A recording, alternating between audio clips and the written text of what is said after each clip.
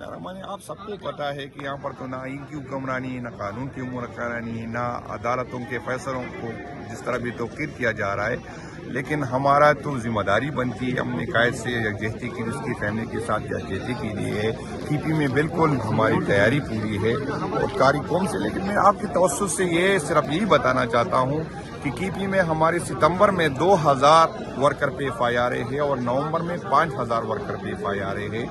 اور اس کو ریاست تنگ کرنے کے لیے ہر ورک کو مہینے میں 4 دفعہ 5 دفعہ بلا رہا ہے، جو دور دور ایریا سے آ رہا ہے، تو تقریباً 20-22 ہزار ورکر میرے صرف کی پی کے آتے ہیں۔ تو میری ساری پاکستان سے یہ بھی ریکویسٹ ہے کہ اس کی، کیونکہ اس کا سارا ہمیں ہمارے M P As M N S پہ تنظیم پہ اس کا ہوتا ہے، 22,000 کہنے میں میرا خیال ہے، اور اس کو آپ کر لے کہ کس طرح ہوگا، تو اس کی یہ ساری ذمہ داری صوبائی تنظیم اٹھاتی ہے، M P As M N S بھی اٹھاتے ہیں۔ تو میری اوورسیز سے بھی ریکویسٹ ہے اور باقی صوبے سے پاکستان سے بھی ریکویسٹ ہے، کیونکہ وہ ورکر جو عدالتوں میں اسلام آباد اور پنڈی کی عدالتوں میں آتا ہے، تو وہ نظر تو ہے صوبے کی طرف، انشاءاللہ ہم آپ کو مایوس نہیں کریں گے، لیکن ہماری بھی نظر آپ کی طرف ہے کہ بھائی جان وہ ہمارے جو ورکر، جو ہمارے جو گاڑیاں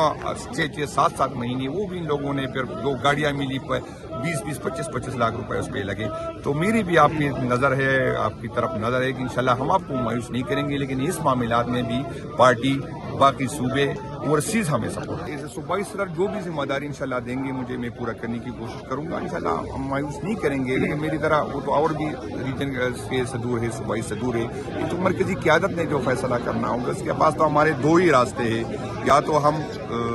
احتجاج پہ جائے، لیکن ایک صوبے کے احتجاج سے تو اثر نہیں پڑے گا، اگر سارے پاکستان نکلیں گے تو انشاءاللہ تعالی حل نکلے گا۔ دوسری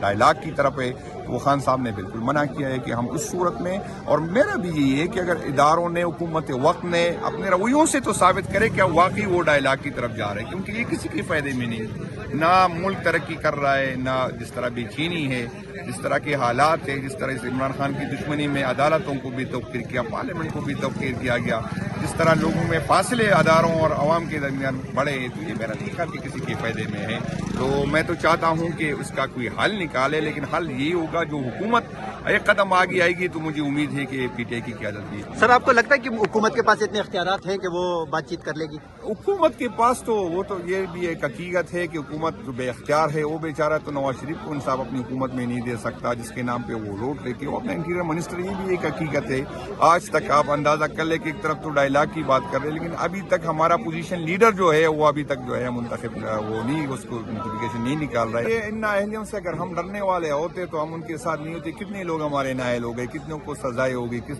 چیزیں سے ہمارے مینیج نااہل ہو رہے، پھر بھی ہم جٹے گئے، کیونکہ ہمارا مقصد اقتدار نہیں ہے، مینجرشپ نہیں ہے۔ اگر یہ چیزیں ہوتی ہم 9 مئی سے پہلے جاتے، 26ویں ترمیم میں جو اربوں روپے کی آفر تھی، منسٹری کی آفر تھی، تو ہم قبول کر لیتے۔ تو بجان یہ اس کی خوش فہمی ہو سکتی، اس کی غلط فہمی ہو سکتی، انشاءاللہ ہم خان کے ساتھ جڑے، ایم این اے رہے یا نہ رہے، یہ ہمارے لیے کوئی اہمیت حیثیت نہیں رکھتی۔